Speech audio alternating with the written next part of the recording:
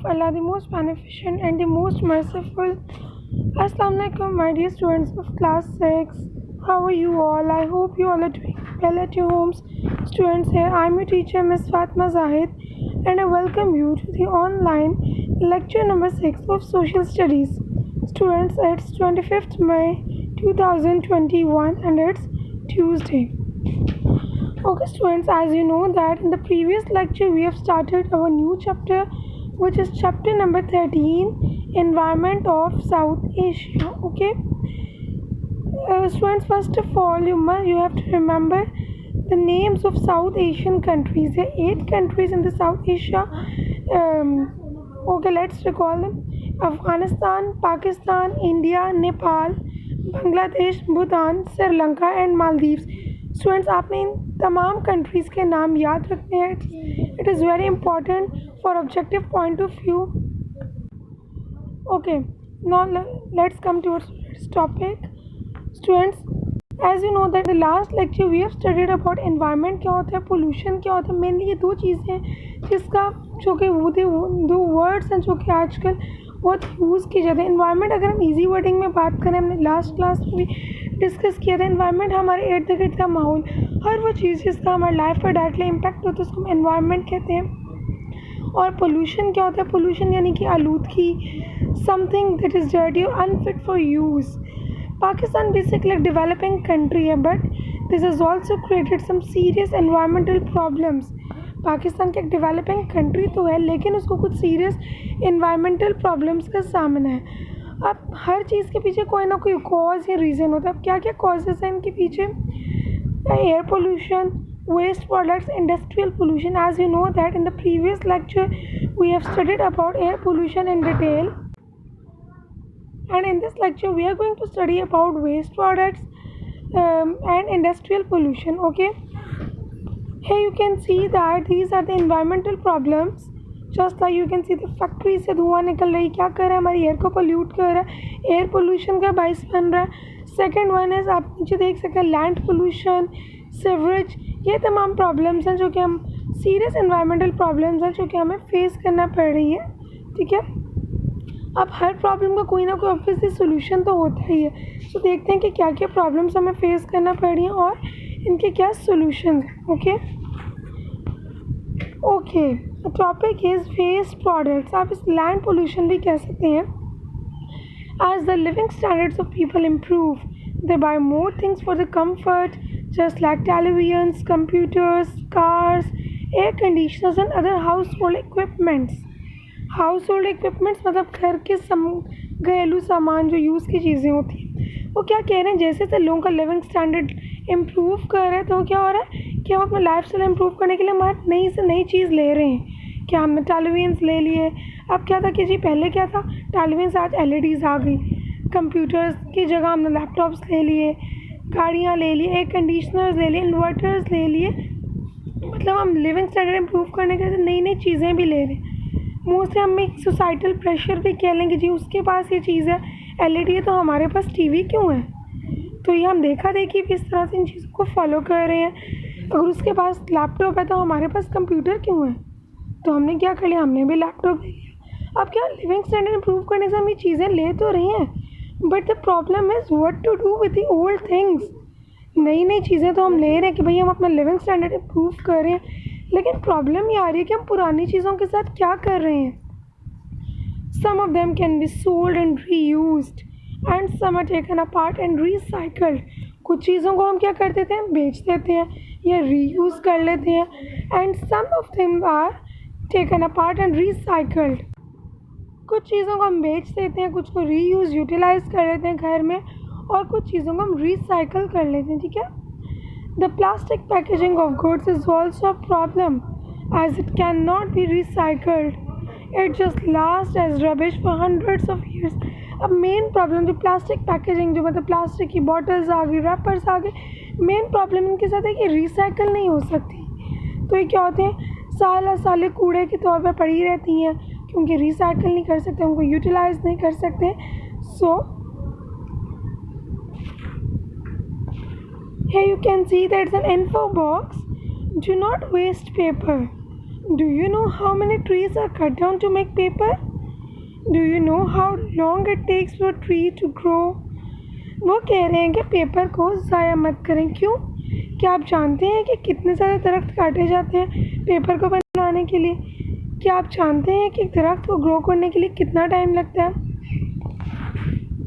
Okay, here you can see in the image we cut down trees to make paper. हम दरख्तों को काटते हैं पेपर बनाने के लिए। अब हम कितने दरख्तों को काटते हैं? Yes. Did you know that 17 trees are cut down to make 1 ton of paper? So save paper, save trees. अगर हम trees को save करेंगे तो obviously बात है trees source of oxygen, हमें ऑक्सीजन मिलेगी। Okay, so what you have to do, you don't have to waste paper because 17 trees are cut down to make 1 ton of paper. Okay, now let's come towards another topic which is industrial pollution. Industrial pollution क्या होती है? While industries are very important for the growth and development of a country, it is equally important to control the harmful side effects of industry. वो क्या कहते हैं? वो कह रहे हैं कि इंडस्ट्रीज़ यानी कि जो फैक्ट्रीज़ होती हैं वो किसी भी कंट्री की ग्रोथ और डेवलपमेंट के लिए बहुत ज़्यादा ज़रूरी हैं। अब से वो कह रहे हैं ज़रूरी, लेकिन क्यों?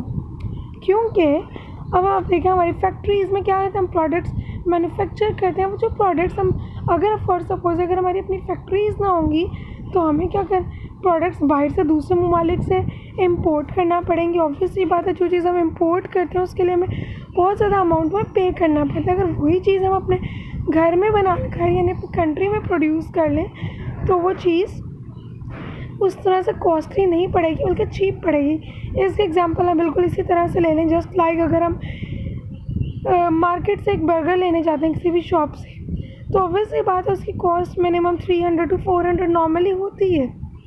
तो क्या क्योंकि अब वही चीज़ अगर हम घर में ख़ुद बना लें तो उसकी इतनी कॉस्ट नहीं पड़ेगी हमें। ऐसा ही है ना स्टूडेंट्स। अब एक तो उसकी कॉस्ट नहीं पड़ेगी, एक हम हाइजीनिक होगा, बिल्कुल हमें पता होगा बिल्कुल कोई फ्रेश चीज़ें यूज़ की हैं हमने। अब हम मार्केट से वो चीज़ ले रहे हैं तो हमें उस तरह से आइडिया नहीं होगा कि हाइजीनिक है या नहीं, फ्रेश चीज़ें यूज़ की गई हैं या नहीं, और वो हमें घर में बनाया हुआ चीप भी पड़ेगा। तो इसी तरह से इंडस्ट्रीज़ को बनाना इसलिए ज़रूरी है कि कंट्री की ग्रोथ और डेवलपमेंट के लिए बहुत ज़्यादा अहम रोल प्ले करती है। अब जब अपनी इंडस्ट्रीज़ में चीज़ें बनाएंगे तो क्या करेंगे, ऑब्वियसली बात है हम उसको एक्सपोर्ट करेंगे।